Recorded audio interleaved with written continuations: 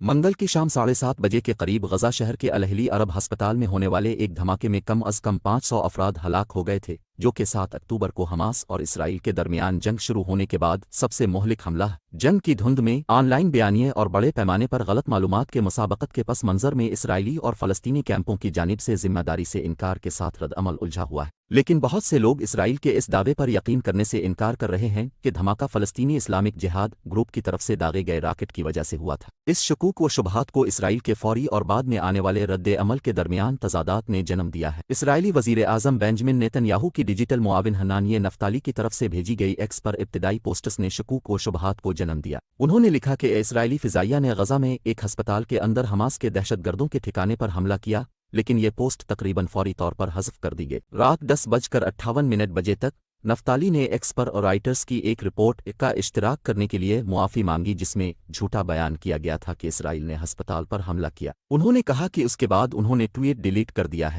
انہوں نے مزید کہا کہ چونکہ اسرائیلی فوج ہسپتالوں پر بمباری نہیں کرتی، میں نے فرض کیا کہ اسرائیل غزہ میں حماس کے ایک اڈے کو نشانہ بنا رہا ہے، لیکن اس سے کچھ پہلے رات 9:04 بجے اسرائیلی فوج نے ایک پوسٹ شائع کی تھی جس میں اس حملے کا الزام PIJ کی طرف سے داغے گئے ایک غلط فائر کیے گئے میزائل پر لگایا گیا تھا۔ اس نے کہا اسرائیلی فوج کے آپریشنل سسٹمز کے تجزیے سے دشمن کے راکٹ بیراج کو نشانہ بنایا گیا۔ اسرائیل جو ہسپتال کے آس پاس سے گزرا جب اسے نشانہ بنایا گیا، تاہم یہ ظاہر ہوا کہ پوسٹ میں ترمیم کی گئی تھی۔ پہلے ورژن میں مبینہ ویڈیو ثبوت شامل تھے،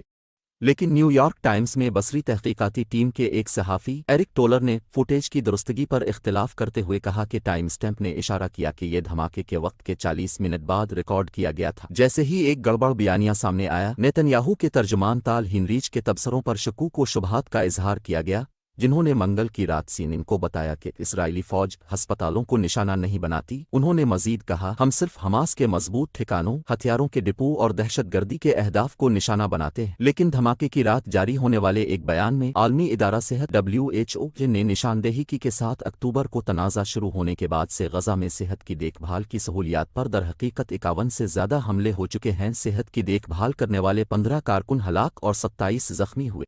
اسرائیلی فوج نے خود گزشتہ ہفتے غزہ کی پٹی میں 2000 سے زیادہ مریضوں کا علاج کرنے والے 22 ہسپتالوں سے انخلا کے احکامات جاری کیے تھے، کیونکہ اس نے اپنی بمباری مہم کو تیز کیا تھا۔ غزہ میں صحت کے ایک سینئر اہلکار نے الجزیرہ کو بتایا کہ اسرائیل نے دھماکے سے چند روز قبل الہلی عرب ہسپتال پر انتباہ کے طور پر توپ خانے کے 2 گولے فائر کیے۔ مغربی بینک اور غزہ کے لیے WHO کے نمائندے ڈاکٹر رچرڈ پیپرکورن نے کہا، اب ایک ہسپتال بھی اب محفوظ جگہ نہیں ہے۔ نیتن یاہو حکومت نے اس بات کی تردید کی ہے کہ دھماکہ اسرائیلی فضائی حملے کا نتیجہ ہو سکتا ہے۔ 18 اکتوبر کو نیتن یاہو نے فوج کی ایک ویڈیو میں جمع کیے گئے شواہد کو دوبارہ پوسٹ کیا، جس میں فوج کے بموں سے پیدا ہونے والے گڑھوں کی مثالیں بشمول 7 اور 9 میٹر کے سوراخ اور ہسپتال کی جگہ کی فضائی تصاویر دکھائی گئیں۔ ویڈیو میں کہا گیا ہے کہ گڑھوں کی کوئی نشانیاں یا گڑھوں کے ثبوت یا عمارتوں کو کوئی خاص نقصان نہیں ہوا۔ نیتن یاہو نے ایک اور پوسٹ میں کہا، پوری دنیا کو معلوم ہونا چاہیے یہ غزہ کے وحشی دہشت گردوں نے غزہ کے ہسپتال پر حملہ کیا،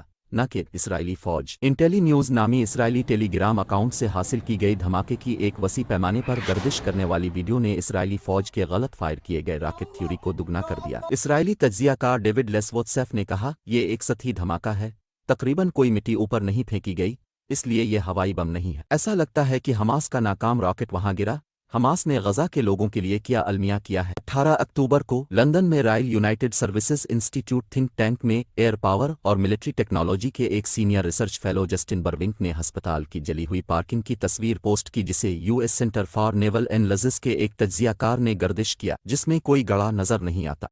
انہوں نے کہا کہ ابھی تک حتمی نہیں ہے، لیکن اگر یہ نقصان کی حد ہے تو میں کہوں گا کہ فضائی حملے کا امکان راکٹ کی ناکامی کے مقابلے میں کم نظر آتا ہے، جس سے دھماکے اور ایندھن میں آگ لگ جاتی ہے۔ اسرائیلی فوج نے ایک ویڈیو بھی جاری کی جس میں ترجمان ڈینیل ہگری کو حماس کے مبینہ عہدیداروں کے درمیان ہونے والی گفتگو کی ریکارڈنگ کا ترجمہ کرتے ہوئے دکھایا گیا ہے، جہاں وہ غلط فائر کیے گئے راکٹ کے بارے میں بات کرتے ہوئے دکھائی دیتے ہیں، جس کی وجہ سے ہسپتال میں دھماکہ ہوا تھا۔ کچھ کو یہ بہت صاف لگ رہا تھا، جیسا کہ بعد میں ایک صحافی نے ہگری سے پوچھا، میں چاہوں گا کہ اب ساک کے سوال پر توجہ دیں، کیونکہ اسرائیلی فوج کے پاس ساک کے معاملے میں درست ٹریک ریکارڈ ہے۔ اپنے رد عمل میں ہگری نے اعتراف کیا کہ فوج نے پہلے جھوٹ بولا تھا، لیکن اب وہ مختلف ہے۔